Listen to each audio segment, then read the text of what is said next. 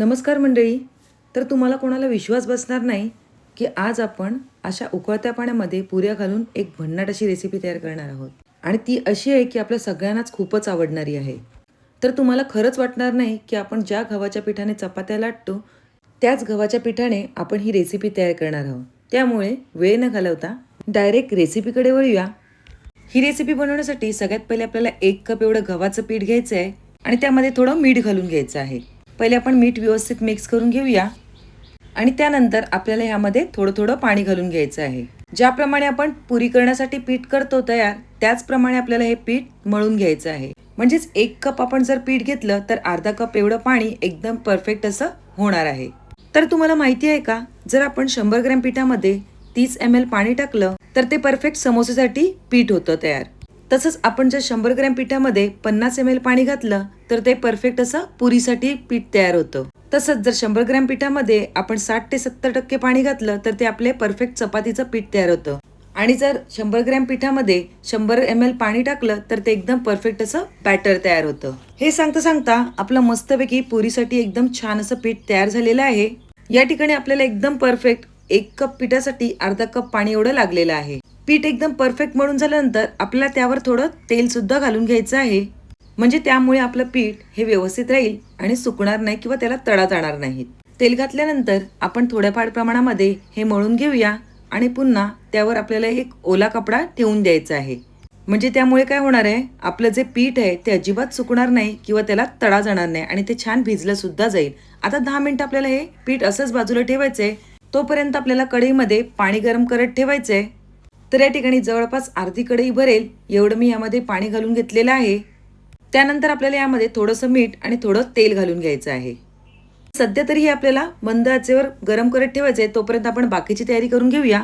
आता या ठिकाणी ही रेसिपी करण्यासाठी मी येथे काही भाज्या घेतलेल्या आहेत. सगळ्यात पहिले आपण कोबी बारीक असा चिरून घेऊया. तर एकदम सुद्धा बारीक नाही आणि एकदम सुद्धा जाडा नाही, अशा प्रकारे आपल्याला हा कोबी आहे तो चिरून घ्यायचा आहे. त्याच प्रकारे ज्याप्रमाणे कोबी झालं त्याचप्रमाणे आपल्याला गाजर सुद्धा व्यवस्थित असं कापून घ्यायचंय. तर पहिले आपण सोलरच्या साहाय्याने व्यवस्थित असं सोलून घेऊया. सर्व भाज्या मी अगोदरच धुवून घेतलेल्या. आता आपण हे व्यवस्थित कापून घेऊया. गाजर सुद्धा आपल्याला एकदम बारीक नाही किंवा एकदम जाडे नाही, असे मीडियम असे कापून घ्यायचे. तुम्ही येथे व्हिडिओमध्ये बघू शकता त्याप्रमाणे मी येथे सर्व गाजर कापून घेतलेले आहेत. त्याचप्रमाणे आपल्याला शिमला मिरची सुद्धा कापून घ्यायची आहे. त्यामुळे आपण शिमला मिरची सुद्धा थोडीशी जाडसर कापून घेऊया. असे थोडेसे मीडियम असे जाडसर कापल्यामुळे जो भाजीचा जो क्रंचीनेस आहे ना तो एकदम छान राहतो. आता ही सर्व तयारी बघितल्यानंतर तुम्ही नक्कीच लक्षात घेतलं असेल की आज आपण इथे काय तयार करणार आहोत. तर आज आपण चपातीपासून म्हणजेच पुऱ्यांपासून एकदम हेल्दी अशा नूडल्स तयार करणार आहोत. आणि खरंच खूपच छान येते आपल्या घरगुती नूडल्स तयार होतात. शिवाय आपल्या मुलांसाठी एकदम छान अशा आरोग्यासाठी एकदम हेल्दी अशा आहेत. मी व्हिडिओमध्ये दाखवल्याप्रमाणे आपल्याला हे 2 मीडियम साईजचे कांदे आहेत ते सुद्धा व्यवस्थित कापून घ्यायचे आहेत आणि व्यवस्थित असे वेगळे वेगळे करून घ्यायचे आहेत. तर मस्तपैकी आपल्या इथे 10 मिनिटं होईपर्यंत व्यवस्थित भाजी सुद्धा कापून झालेली आहे. आलं लसूण मिरची सुद्धा कापून झालेली आहे. आता 10 मिनिटानंतर आपलं पीठ एकदम मस्त असं भिजलं गेलेलं आहे. तुम्ही इथे बघू शकता त्याचा जो लवचिकपणा आहे तो तुम्हाला इथे दिसतच असेल. एकदम व्यवस्थित असा लवचिकपणा या पिठामध्ये आता आलेला आहे. जर तुम्ही सकाळी जर गव्हाचं पीठ भिजवलं असेल ना आणि ते जर लूज पडलं तर त्यामध्ये तुम्ही ज्याप्रमाणे पुरीचं आपलं पीठ असतं त्याप्रमाणे थोडं सुकं पीठ घालून मस्तपैकी मळून घ्यायचं आहे. आता ह्या पिठाचे आपल्याला व्यवस्थित असे गोळे करून घ्यायचे आहेत. तर सर्व पिठाचे आपण व्यवस्थित असे गोळे तयार करून घेऊया. सर्व पिठाचे मस्तपैकी गोळे तयार झालेले आहेत. आता आपण या सर्व पुऱ्या आहेत त्या लाटून घ्यायच्या आहेत. तर पिठाचा गोळा व्यवस्थित असा आपण पिठामध्ये गोळवून घेऊया.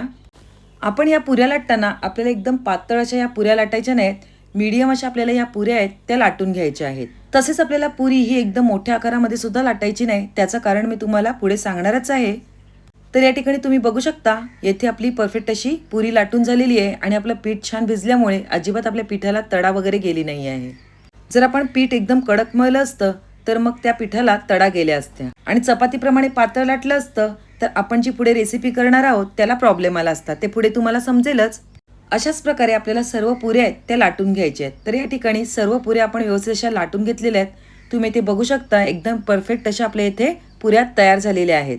पुऱ्या लाटून घेता घेता या ठिकाणी आपल्या पाण्याला सुद्धा छान असा उकळ आलेला आहे.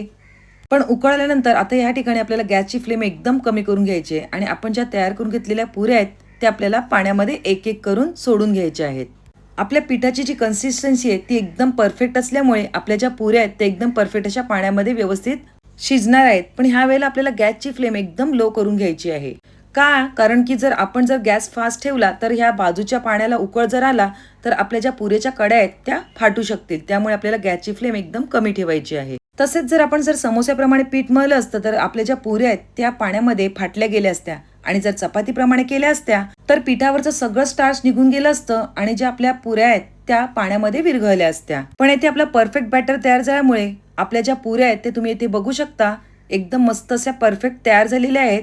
फक्त 2 ते 3 मिनिटच आपल्याला या पाण्यामध्ये छान अशा उकळवून घ्यायच्या आहेत आणि त्यानंतर झाऱ्याच्या साह्याने आपल्याला एका चाळणीवर काढून घ्यायच्या आहेत. तर सर्व पुऱ्या आपण अशाच प्रकारे झाऱ्याच्या साह्याने चाळणीवर काढून घेऊया. खरंच खूप वेगळी आणि एकदम छान अशी रेसिपी आहे. नक्कीच तुम्ही घरी ट्राय करून बघा. तुम्हाला विश्वास बसणार नाही एवढी छान टेस्ट आपल्या या नूडल्सची तयार होणार आहे. सर्व ज्या पुऱ्या आहेत त्या परफेक्ट शिजल्यामुळे आणि आपलं पीठ पण व्यवस्थित असल्यामुळे आपल्या पुऱ्या ह्या एकदम परफेक्ट अशा शिजल्या गेलेल्या आहेत आणि अजिबात फाटल्या नाहीत. अशाच प्रकारे आपण पुढच्या ज्या पुऱ्या आहेत त्या आपण करून घ्यायच्या आहेत. तर सर्व पुऱ्या अशाच प्रकारे आपण करून घेऊया. तसेच पुऱ्या चाळणीवर काढल्यानंतर लगेचच आपल्याला त्यावर पाणी घालून घ्यायचंय. म्हणजेच काय, आपल्याला त्याच्यातली जी शिजण्याची प्रोसेस आहे ती थांबवायची आहे आणि तसंच त्यामधलं जे सगळे एक्स्ट्राचे स्टार्च आहे ते सुद्धा आपल्याला त्यामधून काढून घ्यायचं आहे. त्यानंतर ह्या ज्या पुऱ्या आहेत त्या आपण एका प्लेटवर काढून घेऊया आणि नंतर 2 ते 3 मिनिटं आपल्याला या व्यवस्थित अशा सुकवून घ्यायच्या आहेत. तर ह्या पुऱ्या तुम्ही अशाच सुद्धा सुकवू शकतात, पण लगेच सुकण्यासाठी मी येथे एका कापडावर व्यवस्थित अशा ह्या सर्व पुऱ्या अशा प्रकारे मांडून घेतलेल्या आहेत आणि मस्तपैकी छान अशा ड्राय करून घेणार आहे, म्हणजेच काय सुकवून घेणार आहे. तर या ठिकाणी आपल्या सगळ्या पुऱ्या व्यवस्थित अशा सुकल्या गेल्या आहेत. त्यानंतर आपल्याला एक पुरी घ्यायची आहे आणि त्यावर थोडं थोडं तेल लावून घ्यायचं आहे. तर दोन्ही बाजूला आपण व्यवस्थित असं तेल लावून घेऊया. तर ह्या ज्या पुऱ्या आहेत त्या आपण सुकत लावल्यामुळे त्याच्याबद्दल जे स्टार्च आहे ते व्यवस्थित असं सेट झालेलं आहे आणि त्याचं जेलमध्ये रूपांतर झालंय आणि आपल्या ज्या पुऱ्या आहेत म्हणजेच आपण जे आता नूडल्स करणार आहोत ते एकदम भारी अशा तयार होणार आहेत. तुम्ही ते बघू शकता. आता यानंतर आपल्याला या पुरीचा बारीक असा रोल करून घ्यायचा आहे. तर आपण व्यवस्थित याचा रोल करून घेऊया आणि त्यानंतर सुरीच्या सहाय्याने आपल्याला याचे बारीक बारीक असे कट्स करून घ्यायचे आहेत. म्हणजेच काय, आपल्याला नूडल्स तयार करून घ्यायचे आहेत. तुम्ही ते बघू शकता. आपलं पीठ एकदम व्यवस्थित मळल्यामुळे आणि तसंच आपल्या ज्या पुऱ्या सुकवण्याचं प्रोसेस आहे ती एकदम परफेक्ट झाल्यामुळे आपले जे नूडल्स आहेत ते एकदम व्यवस्थित अशा तयार होणार आहेत. तुम्ही ते त्याचा नक्कीच रिझल्ट बघू शकता. एकदम व्यवस्थित अशा आपल्या मोकळ्या नूडल्स येथे तयार झालेल्या आहेत. अजिबात एकमेकांना चिटकत नाही आणि बाहेरून नूडल्स आणण्यापेक्षा अशा प्रकारे आपण जेव्हा घरी तयार करतो ना तेव्हा त्याची एक वेगळी मजा सुद्धा असते.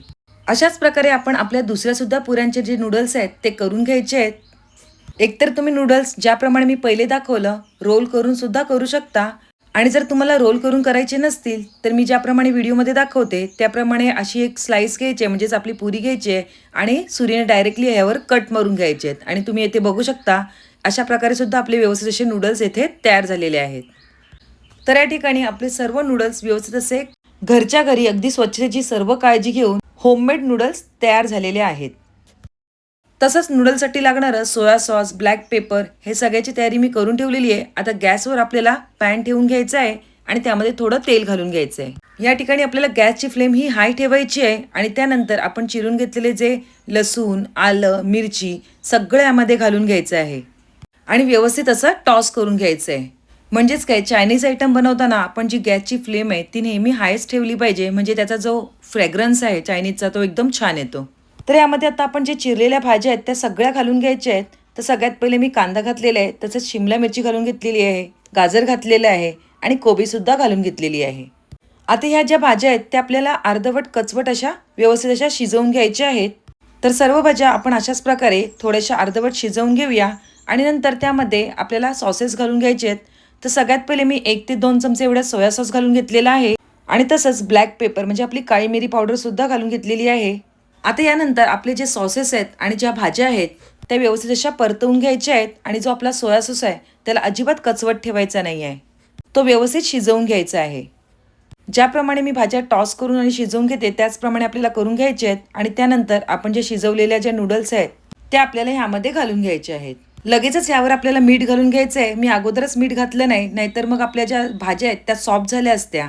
त्यामुळे नेहमी लक्षात ठेवायचं आहे, आपण जेव्हा चायनीज बनवतो त्यावेळेला मीठ हे पाठवून घालायचं आहे, म्हणजे त्यामुळे आपल्या भाज्यांमध्ये मस्तपैकी क्रंचीनेस राहतो. चला तर आपण आपली डिश मस्तपैकी सर्व करून घेऊया. झाल्यात की नाही एकदम भारी आणि भन्नाट अशा आपल्या हेल्दी नूडल्स. थोडी त्यावर कांदा पात सुद्धा घालून घेऊया. घरच्या घरी सर्व स्वच्छतेची काळजी घेऊन आणि तसेच मुलांच्या आरोग्याची काळजी घेऊन आपण मस्तपैकी घरच्या घरी गव्हाच्या नूडल्स येथे तयार केलेले आहेत. तर नक्कीच तुम्ही सुद्धा तुमच्या घरी अशा प्रकारे पुऱ्यांपासून गव्हाच्या नूडल्स नक्कीच तयार करून बघा. एकदम भारी अशा नूडल्स ह्या तयार होतात. शिवाय टेस्ट सुद्धा खूप छान लागते. तर तुम्हाला माझी आजची ही रेसिपी कशी वाटली नक्कीच कमेंटद्वारे कळवा आणि आवडली असेल तर तुम्ही कोणत्या शहरामधून बघताय हे नक्कीच कळवा. तसेच रेसिपी आवडली असेल तर पटकन एक लाईक करा आणि तुमच्या फ्रेंड्स आणि रिलेटिव्ह सोबत आपली ही लिंक शेअर करायला अजिबात विसरू नका. पुन्हा एक नवीन रेसिपी घेऊन येऊया. तोपर्यंत बाय बाय. थँक्यू.